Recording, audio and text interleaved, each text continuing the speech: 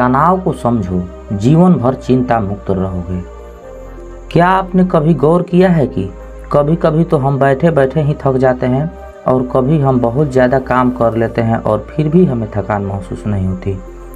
आप पूरे दिन घर पर बैठे रह सकते हैं, लेकिन पूरे दिन बैठने के बाद जो ऊब पैदा होती है वो हमारे शरीर को निढाल कर देती है, हमें थका देती है। लेकिन वही अगर हम कोई खेल खेलते हैं तो हम उसमें खूब भागा दौड़ी करते हैं, खूब शरीर को थकाने की कोशिश करते हैं, लेकिन खेलने के बाद एक चुस्ती महसूस होती है, जैसे शरीर का रोम रोम खिल उठा हो। अगर आप देखिए तो ये बात अपने आप में विरोधाभास है। भाई, प्राकृतिक रूप से तो होना ऐसा चाहिए कि आदमी जब खेलता है तो उसका शरीर थकता है, इसलिए खेलने के बाद उसे थकावट महसूस होनी चाहिए। और आदमी जब खाली बैठता है तो वो अपने शरीर को थका ही नहीं रहा होता है, वो तो आराम कर रहा है, तो फिर उसमें थकावट क्यों महसूस होती है खाली बैठने में? अगर आप इसका जवाब जानना चाहते हैं तो उसका जवाब है हमारे मन की ऊब। जहाँ तक शरीर की बात है, शरीर को थकाने से मन नहीं थकता, और अगर आपका मन थक जाता है तो आपका शरीर साथ ही नहीं देता है। ऐसा ही होता है खाली बैठने में, और मन की इस ऊब को हम तनाव कहते हैं।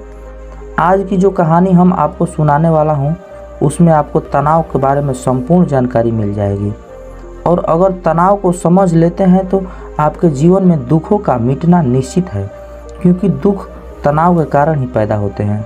तो चलिए इस कहानी से हम तनाव को समझते हैं। इससे पहले कि इस कहानी के भावनाओं में खो जाएं, इस चैनल को सब्सक्राइब जरूर कर लें। तो चलिए कहानी शुरू करते हैं।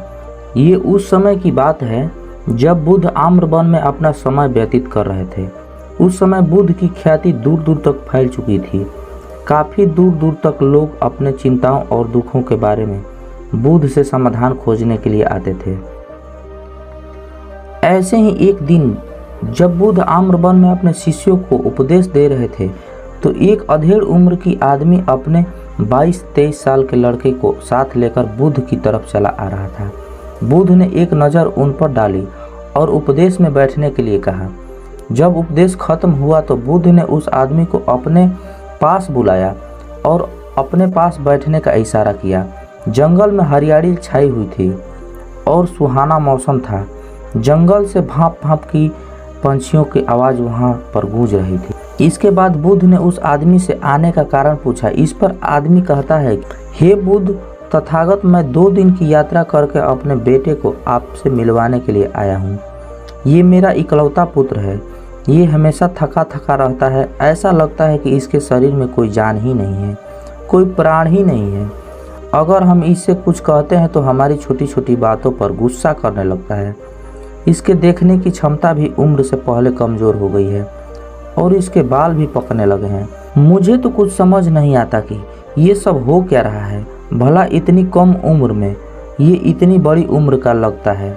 हे बुद्ध, अपने बेटे को लेकर बहुत चिंतित हूँ। जब मैं अपने बेटे को चिकित्सकों के पास लेकर गया तो उन्होंने कुछ औषधियाँ देकर कहा कि अब अपने बेटे को तनाव कम लेने दिया करो। वो अपने दिमाग में तनाव लेता है और इसी वजह से उसकी ऐसी हालत हो रखी है। लेकिन उनके लाख बताने पर भी मुझे तनाव का मतलब समझ में नहीं आया। मुझे पता है ही नहीं कि तनाव होता क्या है और उसे कैसे दिमाग से निकाला जाए।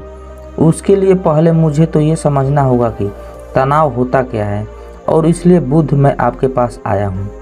कृपया करके मेरे समस्या का समाधान कर दीजिए।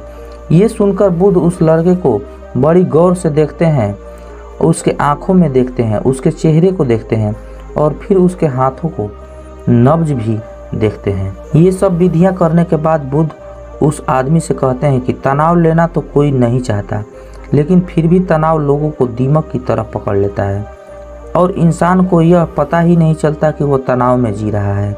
लेकिन वही इंसान तनाव को समझ लेता है, तनाव के बारे में कोई ऐसा पैमाना बना लेता है कि उसे पता चल सके कि वो कितना तनाव में है, तो उस समस्या का समाधान भी खोज सकता है। मुख्य रूप से तनाव के 8 कारण होते हैं। इसके बाद बुद्ध कहते हैं कि सबसे पहले तो हमें ये समझना होगा कि तनाव होता क्या है। जब कोई इंसान कोई काम कर रहा होता है और उसका मन कहीं दूर भटक रहा होता है कल्पनाओं में, तो उसके शरीर और मन के बीच दूरी जो पैदा हो जाती है, और जितनी दूरी शरीर और मन के बीच में होगी हम उतने ही निद्रा की अवस्था में होंगे। और इसी दूरी, इसी खिंचाव को तनाव कहा जाता है। कोई खेल खेलने के बाद आदमी चुस्ती महसूस क्यों करता है? हालांकि उसने अपने शरीर को थका दिया है, लेकिन समझने की बात होती है कि खेलते वक्त मन और शरीर पूरा उस खेल पर केंद्रित होता है, जिससे शरीर और मन में दूरी पैदा नहीं होती और कोई तनाव पैदा नहीं होता, बल्कि हमारा तनाव दूर हो जाता है। और वहीं जब हमें और रुचिपूर्ण कार्य करते हैं जिसमें हमारा मन नहीं लगता है, तो हम शरीर को वो काम तो करते हैं, लेकिन हमारा मन कहीं दूर कल्पनाओं में भटक रहा होता है।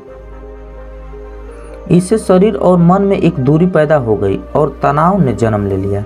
इसलिए इंसान को एक बार में एक ही काम करना चाहिए और उसी पर अपना तन और मन केंद्रित रखना चाहिए, जिससे आपके भीतर कोई तनाव पैदा हो ही नहीं। तनाव के कुछ मुख्य कारण भी होते हैं। इसके बाद बुद्ध कहते हैं कि अगर हम इस कारणों को जान लेते हैं तो हमारे अंदर तनाव कभी पैदा नहीं होगा। मुख्य रूप से जो कारण, उसमें सबसे पहला कारण होता है महत्वाकांक्षा। महत्वाकांक्षी होना सबसे अच्छी बात होती है, लेकिन कभी आपने गौर किया है कि इंसान के लक्ष्य कभी पूरा नहीं होते, क्योंकि इंसान की कोई एक लक्ष्य होता ही नहीं है। जब इंसान एक लक्ष्य को प्राप्त कर लेता है तो दूसरा लक्ष्य स्थापित हो जाता है और इसी तरह वो लक्ष्य को पाने के लिए गोल गोल घूमता रहता है। इसलिए जो इंसान ज़्यादा महत्वाकांक्षी होता है, जिसे बड़े बड़े लक्ष्य प्राप्त करने होते हैं, वो वर्तमान में कभी नहीं जी पाता। उसका मन हमेशा भविष्य की योजनाएं बनाता रहेगा और बस उसका शरीर वर्तमान में होगा, उसका मन भविष्य में होगा। और इन दोनों की दूरी की वजह से उस आदमी में तनाव पैदा हो जाएगा। इस पर वो युवक पूछता है कि हे बुद्ध, तो क्या आदमी को अपना लक्ष्य नहीं बनाना चाहिए, क्योंकि लक्ष्य बनाना भी तो महत्वाकांक्षा होती है। इस पर बुद्ध कहते हैं कि जीवन में कोई लक्ष्य बनाना कोई गलत बात नहीं है। समस्या तो पैदा तब होती है जब हम पूरे का पूरा ध्यान उस लक्ष्य पर ही लगा देते हैं। आदमी का वर्तमान में जीना आना चाहिए। अब लक्ष्य बनाइए, उसके प्रति निरंतर मेहनत करिए, लेकिन उसके साथ साथ अपने दिमाग में ये ख्याल भी होना चाहिए कि आप अभी वर्तमान में जी रहे हैं। इसके बाद बुद्ध ने तनाव का दूसरा मुख्य कारण बताया, जो कि था ईर्ष्या। बुद्ध ने कहा, जब आदमी ईर्ष्यापूर्ण या द्वेषपूर्ण हो जाता है तो उसका मन सड़ने लगता है। ईर्ष्या आंतरिक घाव होता है। आंतरिक मतलब मन का घाव होता है। शरीर का घाव तो भर जाता है, लेकिन मन का घाव कभी नहीं भरता है। इसलिए इंसान को दूसरे की तरक्की में कभी ईर्ष्या नहीं करनी चाहिए। तनाव का तीसरा मुख्य कारण होता है किसी दूसरे से अपेक्षा। बुद्ध ने बताया कि एक बाप होने के नाते वो अपने बेटे से बहुत सारी अपेक्षाएं रखता है कि मेरा बेटा एक कामयाब इंसान बने, वो जिस तरह का मैं चाहता हूँ उस तरह का जीवन जिए। जब आदमी किसी से अपेक्षा करने लगता है तो कहीं ना कहीं वो अनजाने में खुद के लिए तनाव पैदा कर ले रहा होता है। जरा सोचिए, वही बेटा अगर अपने बाप के हिसाब से नहीं चलेगा, वो नहीं बन पाएगा जो उसका बाप चाहता है, तो फिर उसके पिता के मन में तनाव पकड़ लेगा। इसलिए किसी से भी अपेक्षा नहीं करनी चाहिए, ना ही दूसरे से और ना ही खुद से। इसके बाद तनाव का अगला मुख्य कारण बताते हुए बुद्ध ने कहा कि अरुचिपूर्ण कार्य करने से भी तनाव मन में पैदा हो जाता है। जिस काम में हमारा मन ही नहीं लगता, जिसमें हमारी रुचि ही नहीं लगती, तो उस काम में हम अपना मन नहीं लगा पाएंगे। हमारा मन कल्पनाओं की उड़ान भरेगा और हमारा शरीर वहीं बैठा रहेगा। इसलिए दोनों में दूरी पैदा होने की वजह से ये तनाव का कारण बन जाता है। इसलिए आदमी को सिर्फ रुचि के हिसाब से ही कार्य करने चाहिए। इसके बाद बुद्ध ने कहा, शारीरिक दुख भी तनाव का कारण होता है। जब आदमी को कोई भी शारीरिक कष्ट होता है तो आदमी का मन उसी बीमारी के बारे में सोचता रहता है, जिससे उसके मन में दुख के विचार पनपते हैं और वहाँ पर तनाव पैदा हो जाता है। ये सुनकर उस आदमी ने कहा कि हे बुद्ध, शारीरिक दुख तो किसी को भी आ सकता है, तो क्या वो आदमी हमेशा तनाव में ही जिएगा? इसका जवाब देते हुए बुद्ध कहते हैं कि ये बात ख्याल रखने की होती है कि हमारा जीवन दुखों का आगार है। जैसे जैसे हमारी उम्र बढ़ती है वैसे वैसे बीमारियां आती हैं, दुख आते हैं और एक दिन मौत भी आती ही है। तो बीमारियां जीवन का अभिन्न हिस्सा है। किसी में वो समय से पहले आती है तो किसी में वो बाद में आती है। और जब इंसान का मन उसके बारे में समझने लगता है तो अपनी बीमारी के बारे में सोचकर ज़्यादा तनाव नहीं लेगा, क्योंकि वो जीवन का एक अभिन्न हिस्सा है। और इसके लिए आदमी को शारीरिक रूप से भी अभ्यास करते रहना चाहिए ताकि उसका शरीर लंबे समय तक स्वस्थ बना रहे। और ये भी जान लो, तनाव का एक मुख्य कारण होता है अपनी योजनाओं को समझने के लिए वक्त न देना। कुछ इंसानों के मन में कोई ख्याल पनपता है और उस पर बिना सोचे समझे कार्य करने में लग जाते हैं, और जब उस काम में नाकामयाबी मिलती है तो वो तनाव से भर जाते हैं, क्योंकि उन्होंने वो काम करने से पहले उसके बारे में पूरी जानकारी ली ही नहीं। आदमी को कोई भी योजना बनाते वक्त उसके बुरे परिणाम के बारे में सबसे पहले सोचना चाहिए। हमें ये सोचना चाहिए कि अगर ये योजना कामयाब नहीं हुई तो फिर मैं क्या करूँगा, और इसलिए अपनी योजनाओं को समझने के लिए पूर्ण वक्त देना होगा ताकि भविष्य में उस काम के प्रति कोई तनाव पैदा ना हो। और सबसे आखिरी कारण जो तनाव का होता है वो होता है ज़्यादा सोचना। निरंतर सोचते रहना भी एक बीमारी होती है, और इसको दूर करने के लिए आदमी को नित्य प्राणायाम और ध्यान करना चाहिए। ये सुनकर उस आदमी ने हाथ जोड़ते हुए बुद्ध से पूछा कि हे बुद्ध, मेरा बेटा अभी मात्र 23 साल का है और इसमें इतनी समझ भी नहीं है कि इतनी सारी बातों का एक साथ अनुसरण कर सके। कृपया करके तनाव मुक्त रहने का कोई आसान सा मंत्र बता दें जिससे आदमी उस मंत्र का अनुसरण भी कर सके और तनाव मुक्त भी रह सके।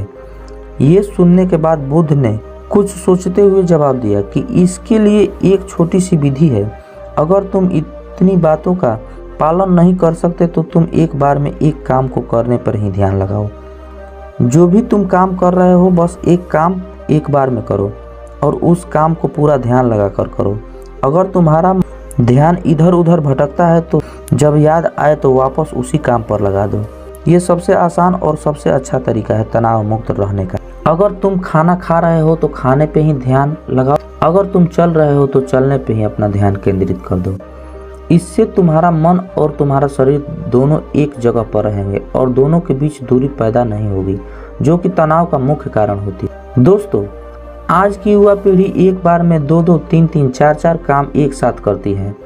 जैसे कि कोई आदमी खाना खाते वक्त टेलीविज़न भी देखता रहता है, फ़ोन पे बातें भी करते रहता है और फिर बाद में कहता है कि मैं तनाव में जी रहा हूँ। जब 3-3 काम एक साथ करेगा आदमी, तनाव पैदा होना लाजमी ही है, क्योंकि मन तो पूरा ध्यान लगाकर एक बार में एक ही काम कर पाता है। पूर्ण रूप से ध्यान तो 2 चीज़ों पर कभी नहीं लग सकता।